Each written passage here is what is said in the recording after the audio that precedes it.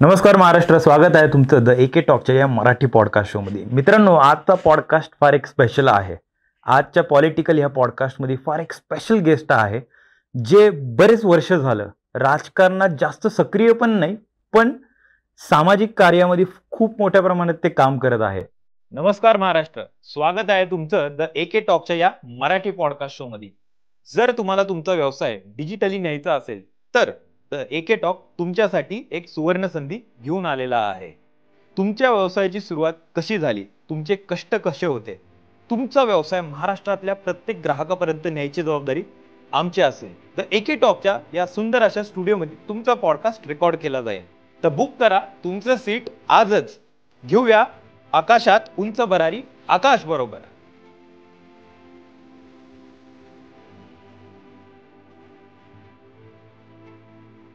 आणि त्यांची फॅमिली असो किंवा त्यांचे वडील असो, यांनी भारतासाठी किंवा आपल्या महाराष्ट्रासाठी खूप मोठ्या प्रमाणात काम केलेलं आहे. आज आपल्याबरोबर फार एक स्पेशल गेस्ट आहे.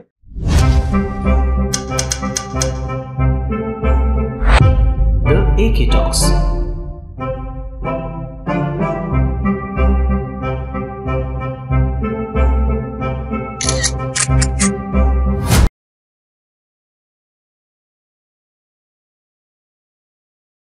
अविनाश गोविंदराव अधिक साहेब आज आपल्याबरोबर आहेत. साहेब नमस्कार. नमस्कार सर, स्वागत आहे तुमच्या द एके टॉकच्या या मराठी पॉडकास्ट शो मध्ये. सर, कसं वाटतंय तुम्हाला आज या स्टुडिओमध्ये येऊन, आणि खास करून एक यंग अशा एक नवीन मराठी ऍक्टरला भेटून? सर नाही, मी स्वतः फार आश्चर्यचकित झालोय, कारण एके स्टुडिओ आहे, तुम्ही असं काहीतरी करत आहात, मला याची काही पूर्वकल्पना नव्हती. बरोबर. आणि ज्यावेळी मला हा निरोप मिळाला की तुमच्यावर पॉडकास्ट करायचा आहे, मला तोच प्रश्न पडला होता की नेमकं करायचं आहे काय, कारण माझ्याकरताही अनुभव तसा नवीन आहे. बरोबर. मी अनेक टीव्हीच्या डिबेट्समध्ये असतो, मुलाखती देतो, परंतु त्या टीव्हीमध्ये देतो आणि न्यूजच्या संबंधी देतो. बरोबर. अशा याच्यामध्ये उपक्रमामध्ये पहिल्यांदा येण्याची संधी मिळाली. त्याच्यात तुमचा हा स्टुडिओ येऊन पाहिला मी. इतका सुंदर आणि व्यवस्थित तुम्ही तो रचला आहे. Thank you sir. इथे तुम्हाला टेक्निकल सपोर्ट कुणाचा मिळतो, किती मिळतो तेही मी पाहिलं. आणि तुमचं कौतुक करावं ते थोडं, कारण तुम्ही फार कमी वयामध्ये खूप काही अवगत केलंय. Thank you so much. सोपी गोष्ट नाही.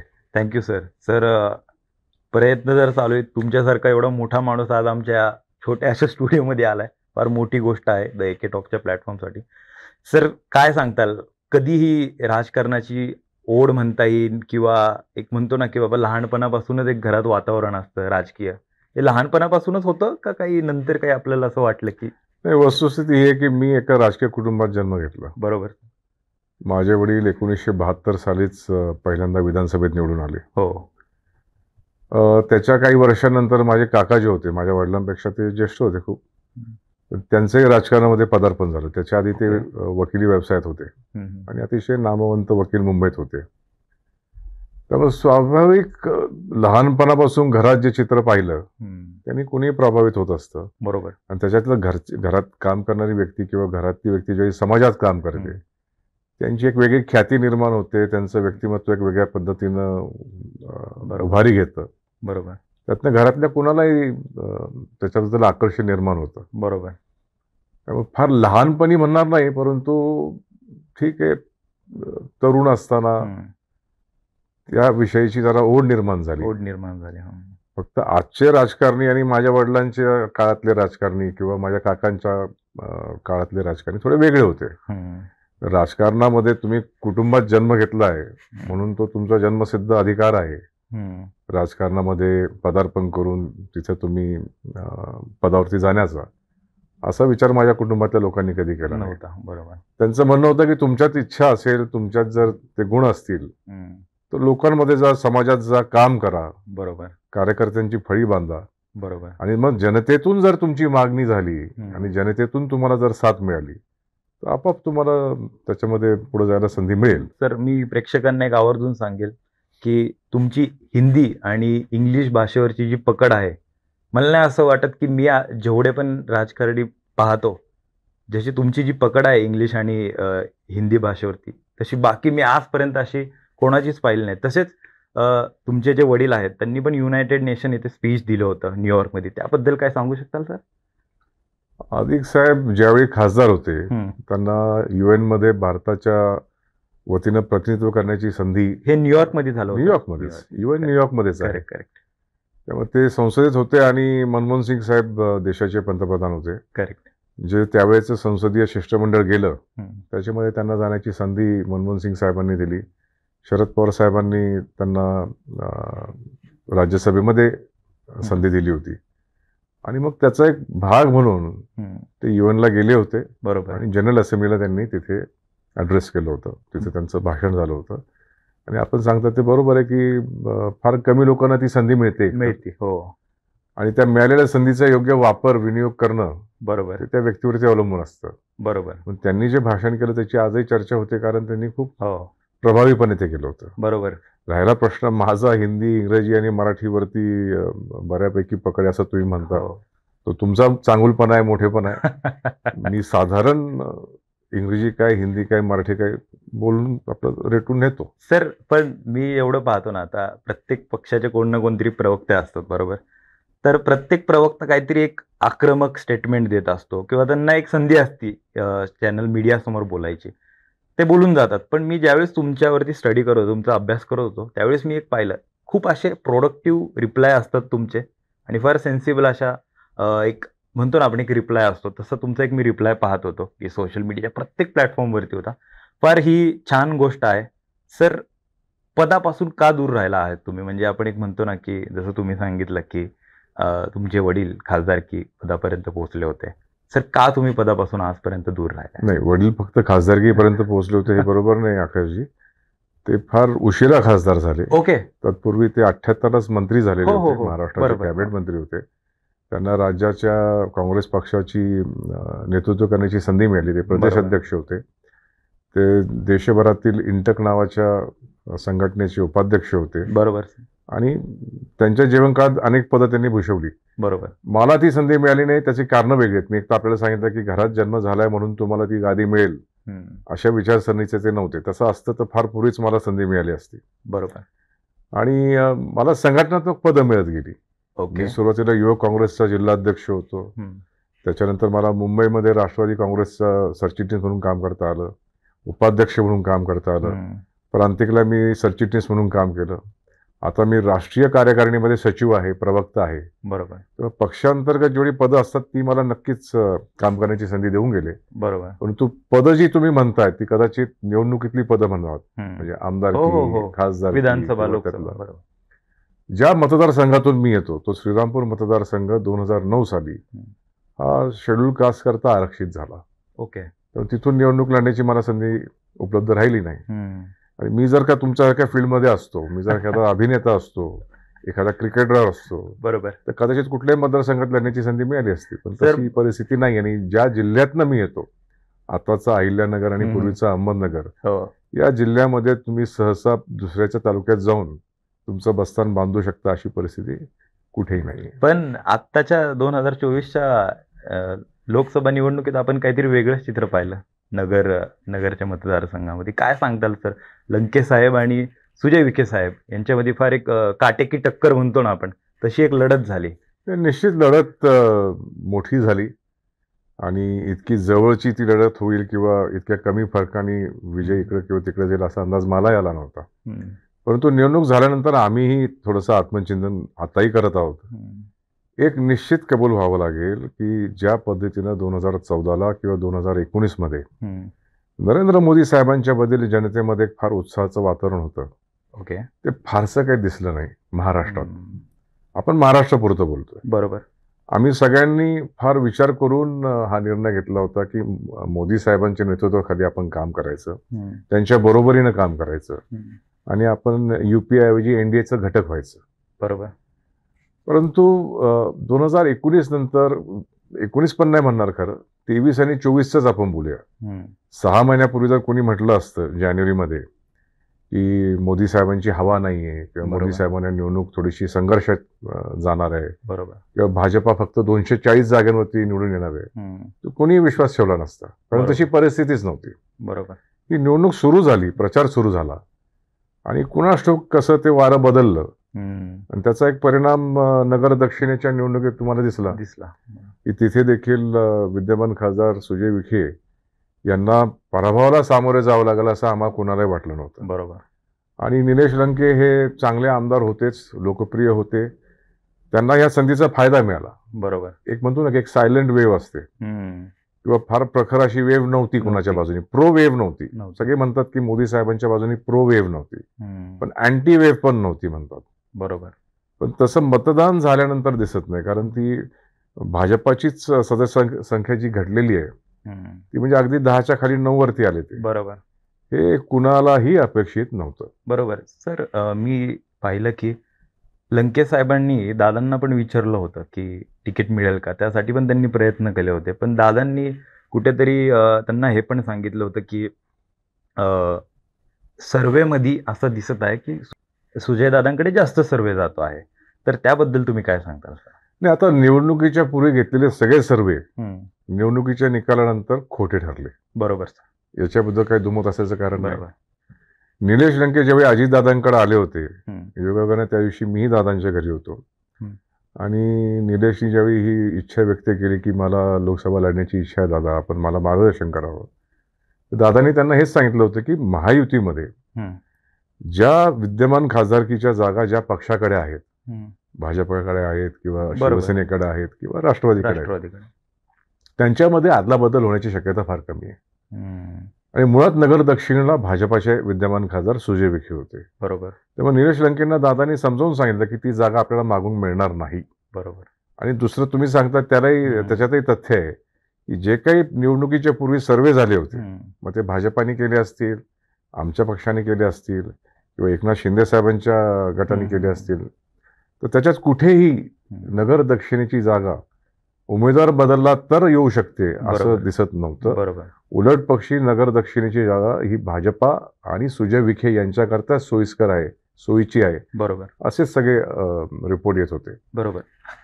दादा, मी एक लोकांच्या मनातला एक प्रश्न विचारतो की म्हणजे काय होतं की युती होती 2 पक्षांची किंवा 3 पक्षांची, कसे काम करतात? म्हणजे आपण एक म्हणतो ना, आता भाजपाचं म्हणणं होतं की आमचा सर्वे म्हणजे 3 पक्षांचा आमचा सर्वे आहे, या सर्वेमध्ये तेच काम करतात का मोठे मंत्री काम करतात का काही टीम वगैरे असते त्या सर्वेसाठी काम? सगळ्याच गोष्टींचं कॉम्बिनेशन होतं. असं नुसतंच तुम्ही सर्वे करता आणि त्याच्या आधारावरती निर्णय घेता असं नाहीये. पक्षांतर्गत ज्येष्ठ नेते आहेत, बरोबर, त्यांच्या खालोखाल काम करणारी दुसरी पक्षांतर्गत नेते मंडळी किंवा पदाधिकारी असतात, पत्रकार मित्र असतात, आणि तळागाळातले आपले कार्यकर्ते असतात, बूथ लेवलचे कार्यकर्ते असतील, गावातले कार्यकर्ते असतील. बरोबर. सगळ्यांशी चर्चा विचार विनिमय होतो. बरोबर. आणि याचा परिपाक म्हणून मग शेवटचा जो काही निर्णय होतो तो होतो. या निवडणुकीपुरतं बोलायचं झालं तर महायुतीचा हा निर्णय झाला होता. बरोबर. की शक्यतो आपापसात ज्यावेळी आपण जागा वाटपाची चर्चा करू, जिथे ज्यांचा प्रतिनिधी ऑलरेडी जनतेमधून निवडून आलेला आहे तिथे दुसऱ्याने हक्क सांगायचा नाही. बरोबर. ते घडलं. बरोबर. कसं घडलं की साताऱ्याची जागा खरं राष्ट्रवादीची, आणि ती आम्हाला मिळायला पाहिजे होती असा आमचा आग्रह होता. परंतु भाजपाकडे वेगळी अडचण होती, त्यांना ती काही कारणास्तव त्यांच्या पक्षातील नेत्यांकरता हवी होती. त्यांनी तो आग्रहाने विषय मांडला. शेवटी थोडंफार गिव्ह अँड टेक होतो. बरोबर. त्याचा भाग म्हणून सातारा आम्ही सोडली. बरोबर. त्याच्या पद्धत आम्हाला तिकडे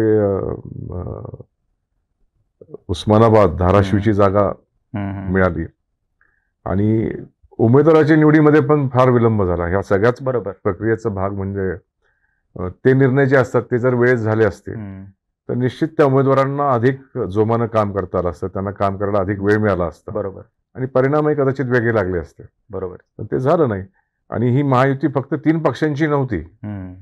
याच्यामध्ये महादेव जानकर साहेब होते, याच्यात RPIचे गट होते, आठवले साहेबांचा गट होता, कवाडे साहेबांचा गट होता, अनेक लोक याच्यामध्ये होते. बरोबर. त्यामुळे या सगळ्या प्रक्रियेला वेळ जातोच. बरोबर. थोडंसं फिल्म इंडस्ट्रीचा पण ओढा म्हणता येईल किंवा अशी एक ओळख पण होती तिकडे फिल्म इंडस्ट्रीमधल्या कामांमध्ये. कधी असं वाटलं होतं तुम्हाला की चला आपण पण एक फिल्म करू ऍज अ ऍक्टर म्हणून? तुमची एवढी छान पर्सनॅलिटी आहे, यंग एज मध्ये तर तुम्ही एकदम असे हिरोज दिसत असाल, आत्ताही दिसतं सर, पण असं कधी वाटलं होतं सर? नाही, आकाश, यू बिंग व्हेरी काइंड. तसं नाहीये. मला काही ओढ वगैरे नव्हती. ओके. मी ऍव्हरेज सिनेमा गोवर जो असतो ऑडियन्स, त्यातच मी एक आहे. ओके. मला नाटकही बघायला आवडायची, सिनेमाही बघायला आवडायचे. जसा तुमचा छंद असेल तसंच माझा होता. ओके. हा एक निव्वळ योगायोग आहे की एक ठराविक आयुष्याच्या वळणावरती पुढे काय करायचं असा प्रश्नाचाही त्रास देत होता. मी शोधत होतो काय करता येईल. आणि त्यावेळेला अतिशय अचानकपणे, आगंतुकपणे जॅकी श्रॉफ आणि माझी ओळख झाली. ओके. आमची ओळख झाली, त्याला कारणीभूत होते राज ठाकरे. ओके. आणि ह्याच तुमच्या पुण्यामध्ये एका कार्यक्रमाला राज आणि मी दोघं निमंत्रित होतो. आणि राजनी मला सकाळी फोन करून सांगितलं की आपण पुण्याला एकत्र जातच आहोत, तर आपण एक बरोबर तिसऱ्या मित्राला घेऊन जाऊया. तर मी विचारलं देखील नाही कोण तिसरा मित्र. मी त्यांना म्हटलं की ठीक आहे, आपण एकत्र जाऊ. आम्ही निघालो आणि रस्त्यात माहीमवरून निघायचं शिवाजी पार्कवरून पुण्याला यायला. तर त्या काळामध्ये आय थिंक 94-95 साल असेल, आम्ही गेलो बांद्र्याला. मला तो प्रश्न पडला की इथं कुणाला घ्यायला आलो, पण म्हणलं आता ठरलंय चला. आणि अचानक पाहिलं तर जॅकी श्रॉफ आहेत. मग आम्ही तिघे गाडीत बसलो आणि निघालो आणि रस्त्यात ओळख झाली. बरोबर.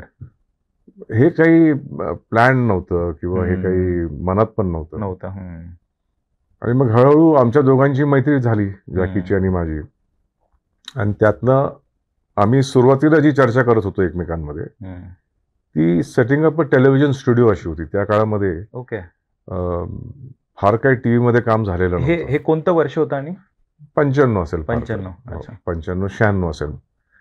आणि जॅकी त्यावेळी मला सांगत होते की एक टेलिव्हिजन कंपनी काढायची आहे. ओके. मला त्यातलं काहीच गंध नसल्यामुळे मी आपलं विचार करत होतो टेलिव्हिजन कंपनी काढायची म्हणजे काय, नेमकं मॅन्युफॅक्चरिंग करायचंय, काय करायचंय. मग ते पुढे असं कळलं की नाही, आपल्याला एक टेलिव्हिजन स्टुडिओ टाकायचा आहे. ओके. त्याच्यात आपण सॉफ्टवेअर निर्माण करणार आहोत आणि 24 तास ते चॅनल चालेल वगैरे. त्यावेळी त्या कल्पना फार नवीन होत्या की असं काय होऊ शकतं. आज कसं तुमच्या मोबाईल फोनवरती सगळं मिळतं, त्यामुळे ही कल्पना करणं थोडंसं अवघड आहे. बरोबर.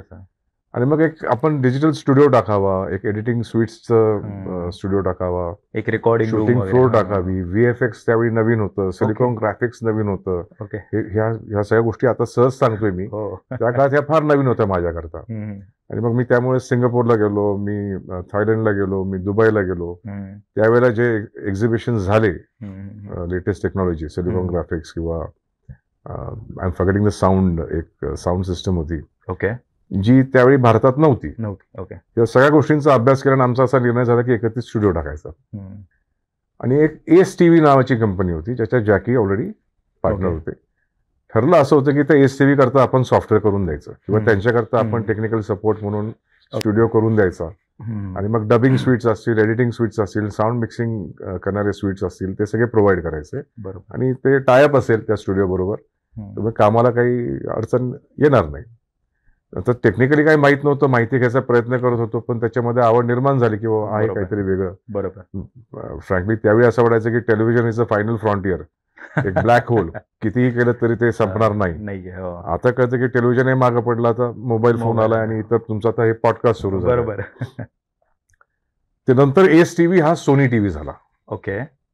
तुम्ही जर तो अभ्यास केला तर तुमच्या लक्षात येईल, even Sony came to India, Sony TV ज्यावेळी निर्माण झालं, त्यांनी फक्त एस टीव्ही टेक ओव्हर केला. सोनी ही जॅपनीज कंपनी आहे ना काहीतरी? जॅपनीज कंपनी आहे. तुम्हाला मला सोनी टीव्ही करता माहिती आहे, सोनी कॅमेरा करता माहिती आहे. बरोबर. पण सोनी हा ब्रॉडकास्ट चॅनल जो आहे आता, सोनी टेलिव्हिजन इंडिया, त्यावेळेला त्यांनी हा एस टीव्ही टेक ओव्हर केला. ओके. एस टीव्हीचे जे कोणी 7 डायरेक्टर्स होते, ज्याच्यात जॅकी एक होते, ओके, त्यांच्या सहित त्यांनी ते टेक ओव्हर करून त्यांना रिटेन केलं. आणि पुढे सोनी एंटरटेनमेंट टेलिव्हिजन हा चॅनल सुरू झाला, पण त्याच्यामध्ये आम्हाला चान्स मिळाला नाही. ओके. जॅकी मला एक दिवशी म्हणाले की आपण खूप काम केलं होतं, परंतु आता त्या टीव्ही मध्ये तुम्हाला इन्व्हॉल्व करता आलं नाही, तर आपण एक काम करू, आपण एक सिनेमा करू. म्हणलं आपण एक सिनेमा करू म्हणजे मला परत काय कळणार, कारण माझा काही विषयच नव्हता तो. बरोबर. ते म्हणाले की नाही, माझ्याकडे स्टोरी तयार आहे, डायरेक्टर तयार आहे, कास्ट तयार आहे, सगळं तयार आहे, तुम्ही फक्त प्रोड्युसर म्हणून या. बरोबर. आणि असं मोठ्या अपघातानं मी त्याच्यात पाऊल टाकलं. म्हणजे माझा काही त्याच्यामध्ये प्री प्लॅन मूव्ह नव्हती. बरोबर. ते झालं. त्यामुळे तो ग्रहण नावाचा सिनेमा मी केला, ज्याच्यामध्ये जॅकी आणि मनीषा कोइराला होते आणि तुमच्याच पुण्यातले प्रसाद पुरंदरे, ओके, यांचा तो डेब्यू फिल्म होता. ओके. प्रसाद पुरंदरेंच्याच कार्यक्रमाला राज, जॅकी आणि मी आलो होतो. आणि हा योगायोग की त्या सिनेमामध्ये मग प्रसादला एक प्रमुख भूमिका करता आली. त्यांनी ते थिएटर अकॅडमीचे प्रोडक्ट आहेत. ओके. ओके. आणि त्यांचं आता तुमच्या पुण्यामध्ये सकल ललित कलाघर आहे. अच्छा. त्यांनी खूप चांगलं थिएटर तिथं बांधलेलं आहे. बरोबर. आणि ते एकांकिका स्पर्धा असतील वगैरे वगैरे ते करतात. बरोबर. तर त्यांचा तो डेब्यू झाला. बरोबर. आणि माझाही प्रोड्युसर म्हणून डेब्यू झाला. अर्थात. कसा एक्सपिरियन्स होता तो फिल्मचा त्यावेळेस? मला पूर्वगंध काही नसल्यामुळे मी ऑटो पायलट वरती होतो. पूर्णपणे आपला मित्र जे सांगतोय ते योग्य आहे. त्याच्याकडे 20-1 वर्षाचा काम करण्याचा अनुभव होता. 15-20 वर्षाचा नक्कीच होता, कारण 80 साली साधारण जॅकीनी ऍक्टर म्हणून डेब्यू केला होता. आणि आमचं हे 95-96चं साल असेल, 96चं साल होतं की आम्ही मुहूर्त केला आणि सुरू केला सिनेमा. तर ते सांगतील त्याप्रमाणे करायचं. आपल्याला अनुभव नाहीये तर ते गाईड करतायत त्याप्रमाणे आपण करावं. बरोबर. या मानसिकतेत मी त्याच्यात पदार्पण केलं होतं. बरोबर. बरोबर. सर, माझा पुढील प्रश्न, का पॉलिटिक्स, का राजकारण? तुम्ही आता सिनेमा आणि हिरो काढल्यामुळं हे उत्तर देणं फार सोपं झालं. घरातल्या घरात माझे वडील माझे हिरो होते. बरोबर. ते तर देशाचे हिरो मी बोलवले. माझ्याकरता माझे वडील हिरो होते, आजही आहेत. बरोबर. त्यांनी ज्या पद्धतीनं राजकारण केलं, समाजकारण केलं, ज्या पद्धतीनं त्यांचं वावरणं होतं, उठबस होती, त्याने मी खूप प्रभावित झालो होतो. त्यामुळे नैसर्गिक मनामध्ये कुठेतरीची इच्छा सुप्त होतीच की आपल्या वडिलांसारखं आपण करावं. बरोबर. ते इतर पुढाऱ्यांसारखं मला ते आयतं द्यायला तयार नव्हते, म्हणून त्याला कदाचित ते पटकन झालं नाही झालं. पण जे होतं ते चांगल्या करताच होतं. बरोबर. माझी एक वेगळी जर्नी राहिलेली आहे आणि त्या जर्नीत मी समाधानी आहे. सर, कसं पाहता श्रीरामपूरच्या विकासाकडे? श्रीरामपूरचा विकास अलीकडे फार खंडित झाला आहे, कोणीच नाकारून चालणार नाही. 1980 पर्यंत जोपर्यंत माझे वडील तिथे आमदार होते तोपर्यंत अगदी पवार साहेबांसारखी मोठी व्यक्ती जरी श्रीरामपूरला आली तर भाषणात उल्लेख करायची की आमच्या स्वप्नातलं बारामती आम्हाला श्रीरामपूर सारखं करायचंय. रेकॉर्ड आहे. तुम्ही आजची बारामती पाहिली आणि आजचं श्रीरामपूर पाहिलं तर प्रश्न पडतो की साहेब हे काय थट्टा करत होते का खरंच काहीतरी त्यावेळी श्रीरामपूर वेगळं होतं? तर वस्तुस्थिती आहे की श्रीरामपूर त्यावेळी वेगळं होतं. बरोबर. श्रीरामपूरचा जो विकास होत होता त्या काळामध्ये आणि श्रीरामपूरनी जो काही विकास साधला होता तो इतर तालुके, इतर नेते तिकडे हेवाने बघायचे की हे आपल्याकडे आपण साध्य करावं. बरोबर.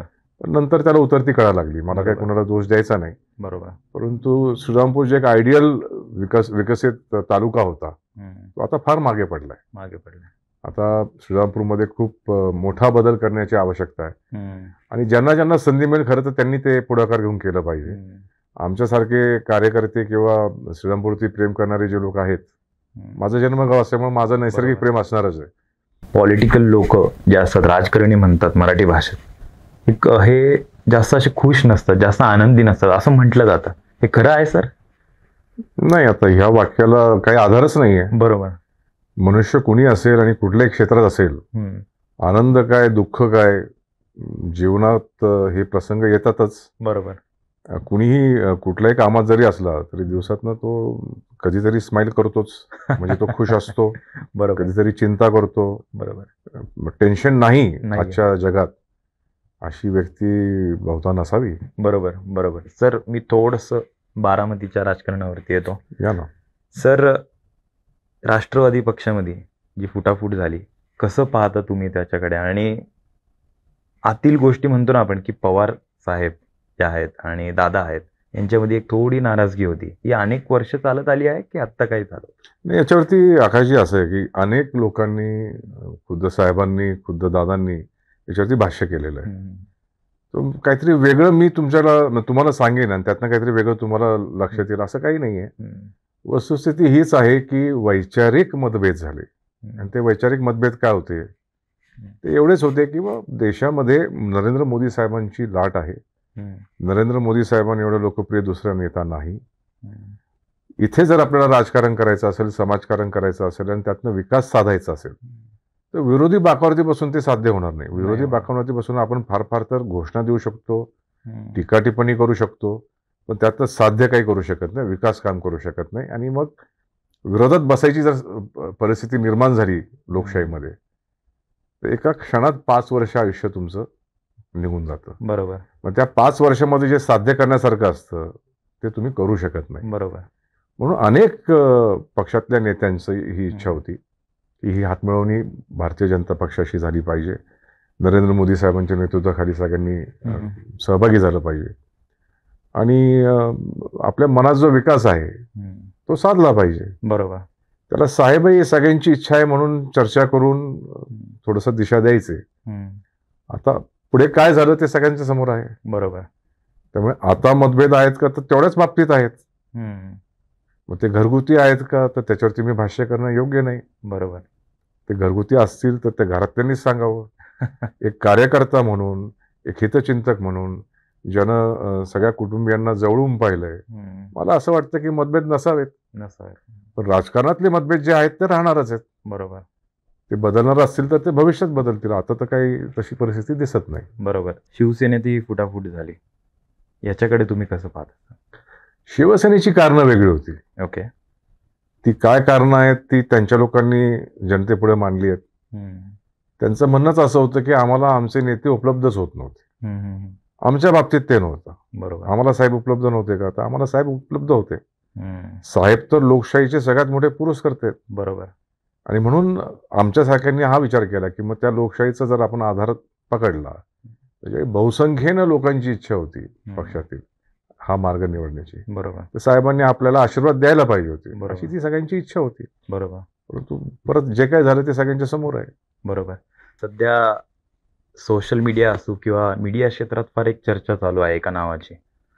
युगेंद्र पवार यांना आपण विधानसभेत पाहू शकतो? का नाही, म्हणजे युगेंद्र पवार असतील, मी असेल, नाही तर तुम्ही असाल. बरोबर. जनतेची साथ मिळाली तर का नाही. बरोबर. युगेंद्र देखील एक तरुण उमदा व्यक्ती आहे, कार्यकर्ता आहे, जनसामान्यांमध्ये फिरत आहे आणि लोकांची ती मागणी मी पाहिली सोशल मीडियावरती. हो. शेवटी जनतेच्या हातात असतं. बरोबर. त्यामुळे युगेंद्रनं माझ्या खूप मनापासून शुभेच्छा आहेत. पण सल्ला पण आहे की जरा अजून अनुभव घेऊन निर्णय घ्यावा. गेले अनेक वर्ष झाले मी पण पाहतोय की दादांना सीएम पदापासून नेहमी दूर राहावं लागतं. बरोबर. ते नेहमी उपमुख्यमंत्री पदापर्यंतच पोहोचले आहेत. तर तुम्ही याच्याकडे कसं पाहता आणि काय गोष्टी कमी पडत आहेत यामध्ये? लोकशाही आहे. मी असं म्हणेन की दादा मुख्यमंत्री झालेले नाहीत की दादांचं दुर्दैव नाहीये. बरोबर. ते महाराष्ट्राचं दुर्दैव आहे. कधीतरी त्यांनी मुख्यमंत्री पदावरती यावं ही मनापासूनची इच्छा आहे. कारण ते जे करू शकतात ते कोणी करू शकत नाही. हा विश्वास माझा असल्यामुळे मी त्यांच्या पाठीमागे आहे. बरोबर.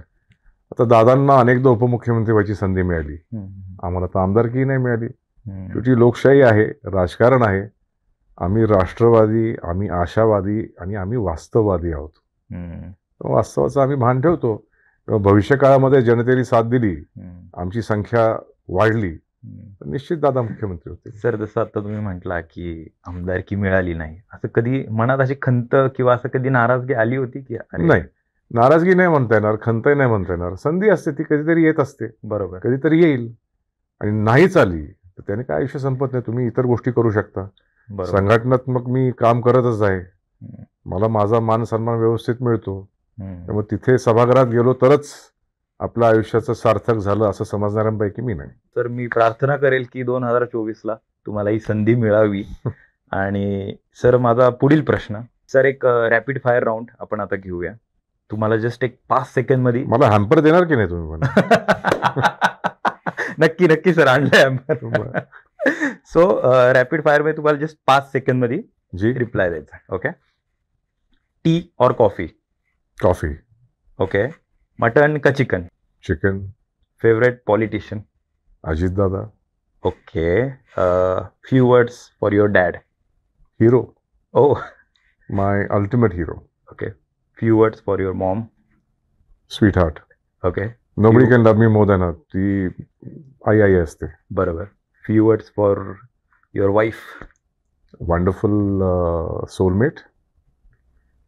Correct. Few words for your kids? The future. Correct.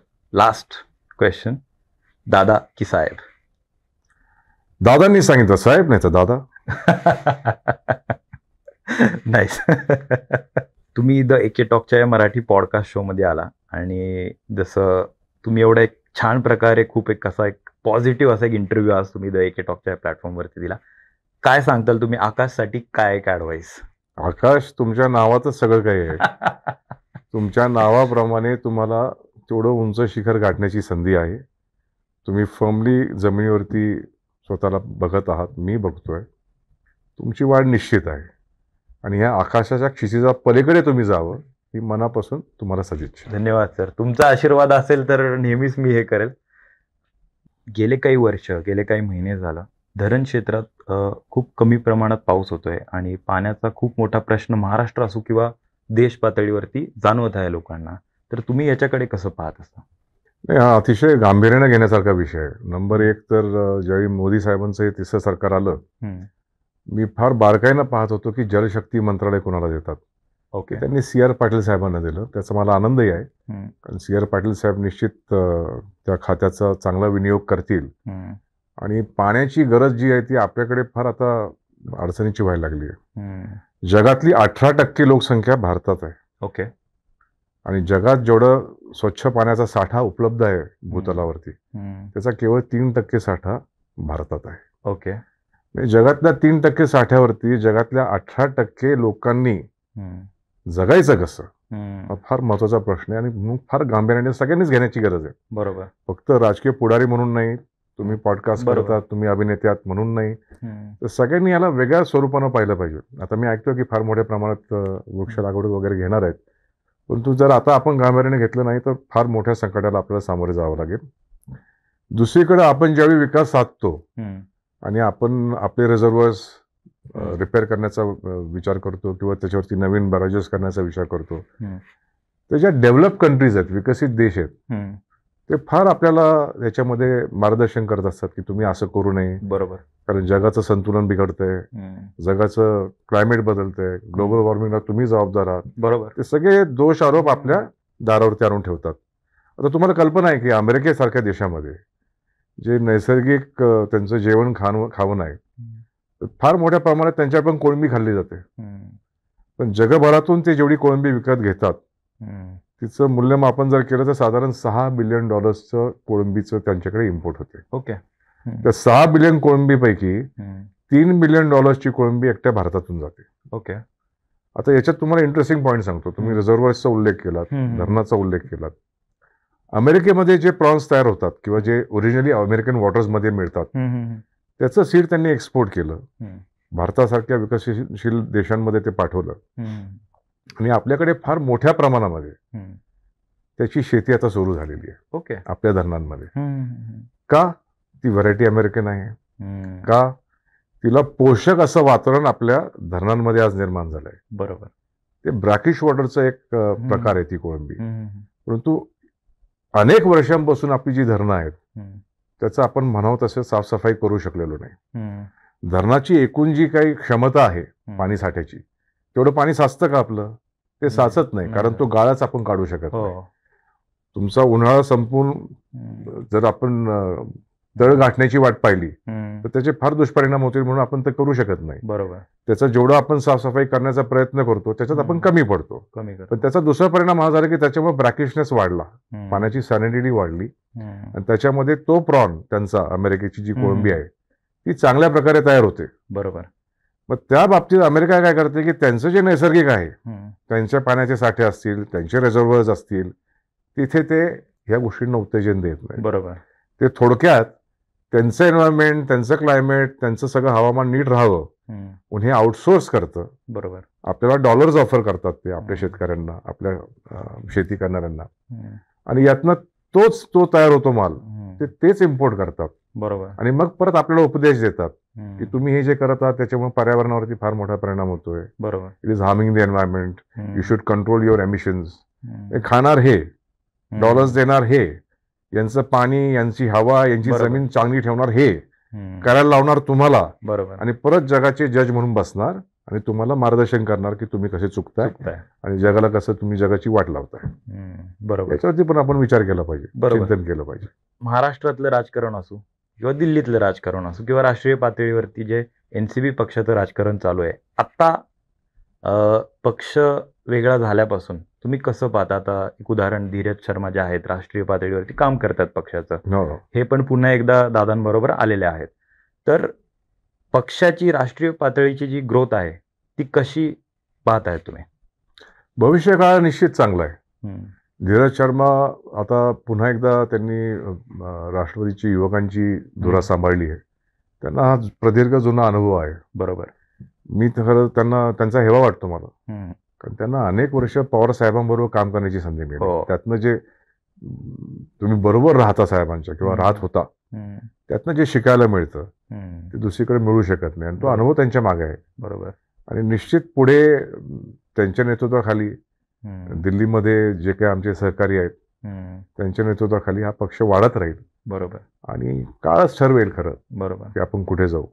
आता मी राष्ट्रीय कार्यकारिणीवरती काम करतोय, तर मी भयंकर उत्साहित आहे की आपल्याला दिल्लीत जाऊन काम करण्याची संधी मिळेल. बरोबर. बरोबर. शेवटचा प्रश्न, एखाद्या विद्यार्थ्याला जर राजकारणात यायचं असेल तर त्यांनी काय केलं पाहिजे? पहिली गोष्ट तर त्यांनी मनामध्ये कुठलीही महत्वाकांक्षा ठेवली नाही पाहिजे की मला राजकारणात यायचंय कारण मला हे मिळवायचंय. अपेक्षा म्हणजे मला अपेक्षा करू नये, चुकीची अपेक्षा. बरोबर. दुर्दैवानं काय झालंय, आजच्या ह्या सगळ्या समाजामध्ये जितकं वाईट दृष्टीनं तुम्ही राजकारण्यांकडे पाहता, इतर कुणाकडे पाहत नाही. हे गैरसमजातून निर्माण झालेलं एक इमेज आहे. राजकारण हे खऱ्या अर्थानं समाजकारण करण्याचं साधन आहे. It is a tool for serving society. हे डोक्यात जर तुम्ही नीट ठेवलं आणि त्या अनुषंगाने तुम्ही याच्यात पदार्पण केलं तर निश्चित तुम्हाला समाधान मिळेल. चुकीच्या कल्पना घेऊन तुम्ही उतराल ओके तर तुम्हाला समाधानही मिळणार नाही आणि तुमच्या हातून चुकाही खूप होतील. सोशल मीडियावरती मीम्स कल्चर फार ट्रेंडिंग चालू आहे. म्हणजे एखादा राजकारणी असो किंवा एखादा कलाकार असो, व्हॉटएव्हर, प्रत्येकावरती काही ना काहीतरी जोक होत असतात. तर तुम्ही ज्यावेळेस इंस्टाग्राम असो किंवा फेसबुक असो असे प्लॅटफॉर्म ज्यावेळेस पाहता, तुम्ही त्या रील्स किंवा व्हिडिओज वगैरे पाहत असता? आता तुम्ही सोशल मीडियावरती गेलात की तुम्हाला ते पाहण्याशिवाय अत्यंत नसतं. कधीतरी तुमची नजर त्याच्यावरती पडतेच. बरोबर. मीही सर्वसामान्यच असल्यामुळे माझ्याही नजरेखालनं ते जातं. अर्थात त्याच्यावरती आपण किती वेळ घालवायचा तो ज्याचा त्याचा प्रश्न आहे. तुमच्याकडे वेळ जेवढा उपलब्ध असेल तेवढं तुम्ही त्याच्यावरती खर्च करू शकता. बरोबर. पण ते एरवी देखील टीव्हीचे डिबेट्स असतील किंवा मुलाखती असतील, यामध्ये ज्या पद्धतीने इतर लोक बोलतात, व्यक्त होतात, ते मला शक्य होत नाही. उगीच आवाज करायचा म्हणून आवाज करायचा, ती माझी भूमिका नाही. बरोबर. मला विचारलेल्या प्रश्नाची मी समर्थक किंवा सार्थक अशी उत्तरं देतो. बरोबर. आणि उगीच टीकाटिप्पणी करून नावं ठेवून काय मिळतं असं मला वाटत नाही. नाही. तेही मी करत नाही. फार छान वाटलं तुमच्या बरोबर आज हा मराठी पॉडकास्ट करून. आणि द एके टॉकला तुम्ही खूप साऱ्या शुभेच्छा दिल्याच आहेत आणि असाच तुमचा आशीर्वाद द एके टॉकच्या मागे असून दे. आणि पुन्हा एकदा तुम्हाला खूप साऱ्या शुभेच्छा द एके टॉकच्या मराठी पॉडकास्ट शो मध्ये आल्याबद्दल. थँक्यू आकाश. आणि एके टॉकचा आज मराठी पॉडकास्ट केलाय. भविष्यात तुमचा हिंदी आणि इंग्लिश करण्याची संधी मिळो. थँक्यू. एवढीच तुम्हाला पुन्हा एकदा शुभेच्छा. Thank you so